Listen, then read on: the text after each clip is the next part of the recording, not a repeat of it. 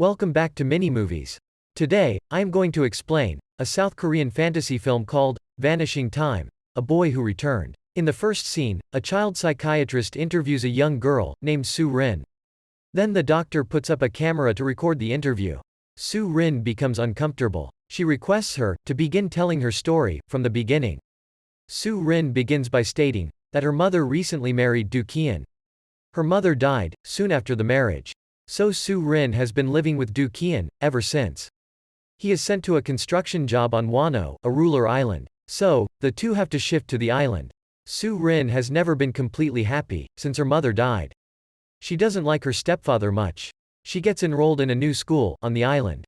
She gets the opportunity to meet a lot of new people. But she still wants to be alone. Her stepfather is required to work as the supervisor of a tunnel building site overnight. One day, an explosion occurs during the development. The island's residents are restricted from approaching the building zone. Soo-rin is going through her phone one night. She reads comments on her blog about a wormhole. Soo-rin wanted to flee away from the world after her mother died. So, she started investigating it. Soon she became interested in wormholes, otherworldly creatures, and other such things. Even on the school's computer, she interacts with others on the internet about similar themes.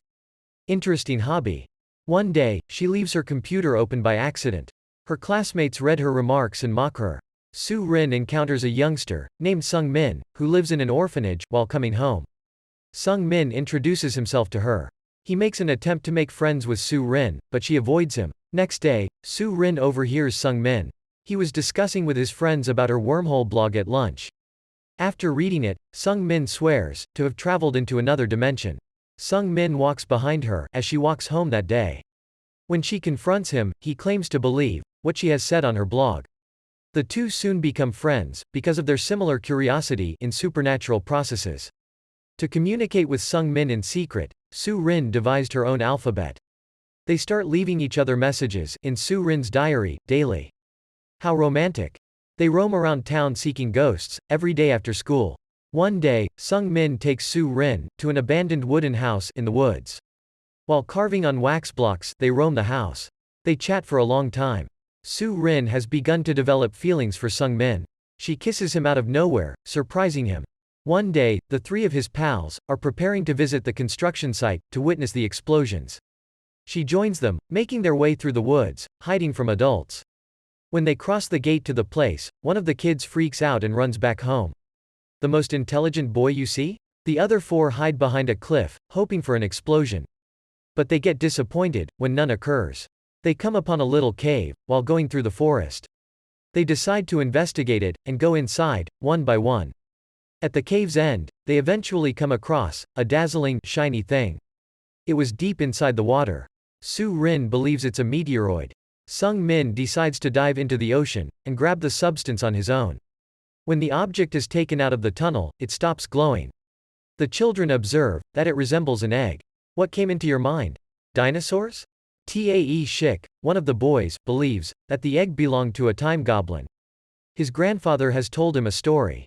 On full moon evenings, a cave appears in the mountains, where the time goblin resides. Anyone who enters the cave will emerge as an aged person. The other youngsters don't trust him because they haven't aged yet. Soo-rin notices that her mother's hairpin is lost. While the boys guard the egg, she returns to the cave to search for it. She traces her pin, but the shining egg has returned to the water. She comes up, puzzled, to see that the egg has shattered. Her buddies were nowhere to be found. Whoops, did the dinosaur eat them? Lol. She searches the jungle for them till it gets dark. She gets lost in the woods and forced to spend the night there.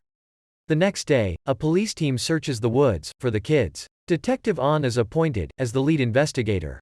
Soo-rin is found unconscious in the woods by the cops. She is, thankfully, still alive and well.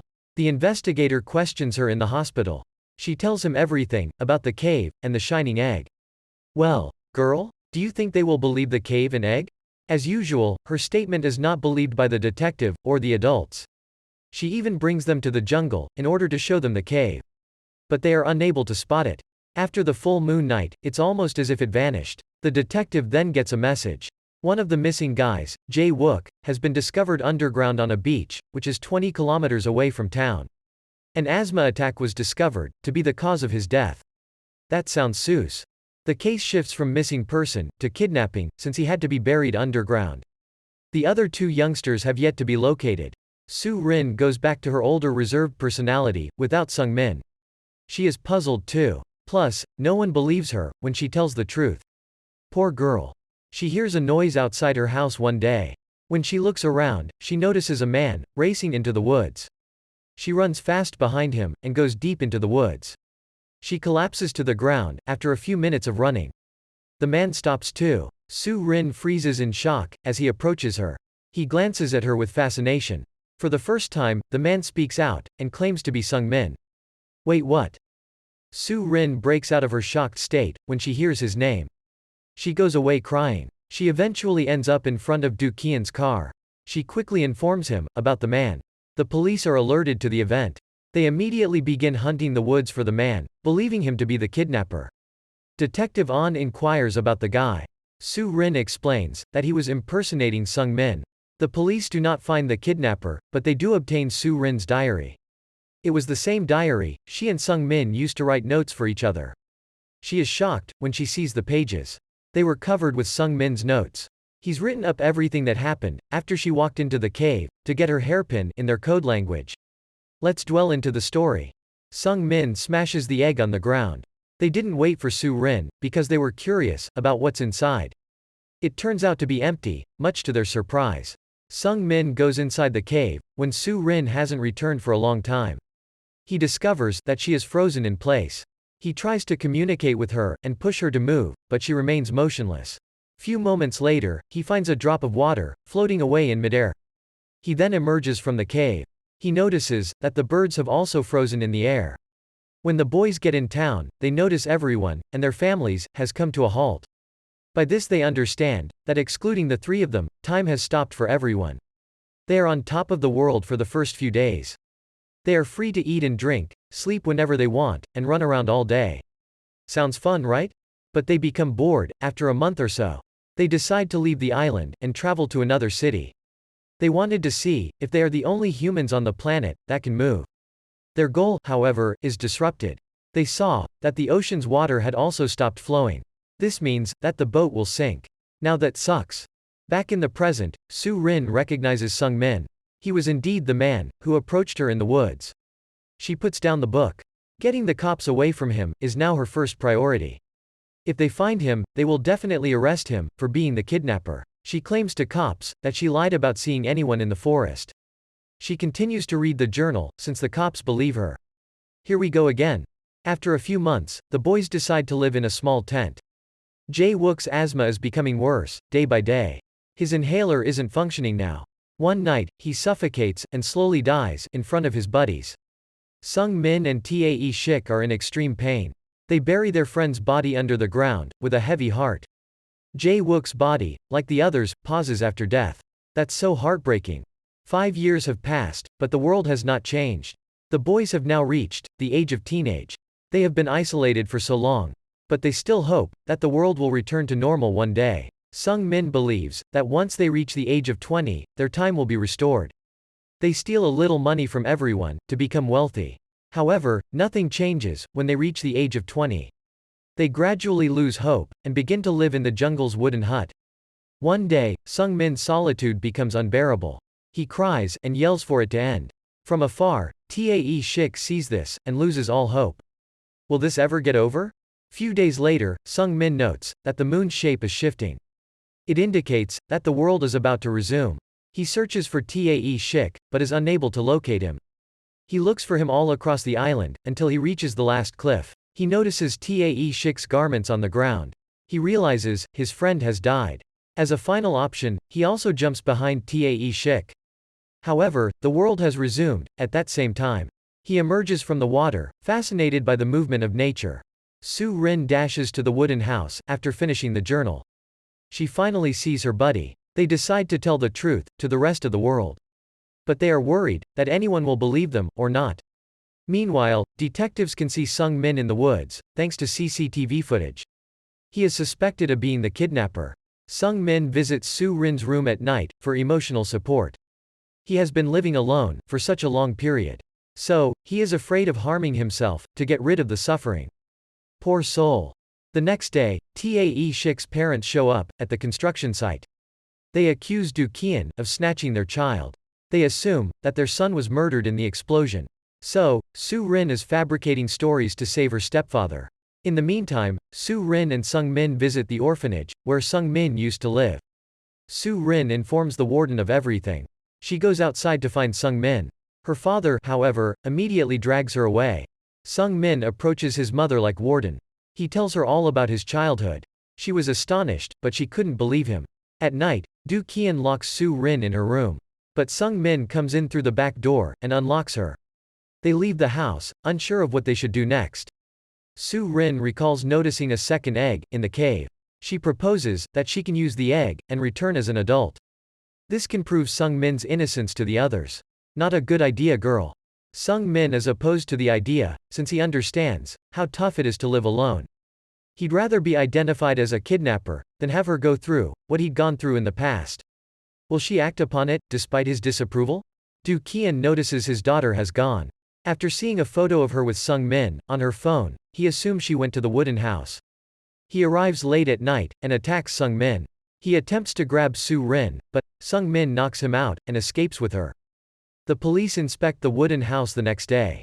They believe the kidnapper is tricking Soo Rin into believing that he is Sung Min. The news of Soo Rin's disappearance is broadcast on television. So, the police are able to locate the two quickly and chase them. Soo Rin gives herself in to save Sung Min. Before separating, she instructs him to meet her at the cave. Detective An tries to persuade Soo Rin that the kidnapper is lying to her. But she refuses to listen to him. She makes an excuse about needing to use the restroom and escapes to the cave. She pulls out the shining egg and gives it to Sung Min. But he refuses to give it back, since he doesn't want her to use it. He's about to surrender and accept responsibility for the deaths of his friends. Soo Rin pursues him as he flees into the woods. At the same time, the cops come and pursue them from behind. They come to the edge of a cliff. Sung Min is grabbed by an officer, who pushes Soo Rin from the cliff in the process. The investigator tries to save Soo Rin, but they both end up swinging off the cliff together. Sung Min tries to save them, but they both fall back before he can. Sung Min cracks the egg again and stops time to save them. Oh no. Soo Rin wakes up a few seconds later and finds herself on a beach with the detective. She realizes what Sung Minimum has just done. Although it was only a moment for her, it must have been a decade for Sung Min. She is then returned to her home. While having dinner, she apologizes to her father for everything. She also addresses him as Dad for the first time. Who's crying? The detective arrives to find out how they managed to survive the fall, to which Soo Rin doesn't respond. But he eventually understands that she has been telling the truth all along. He advises her to make a fake statement to the media. She should claim the kidnapper manipulated her.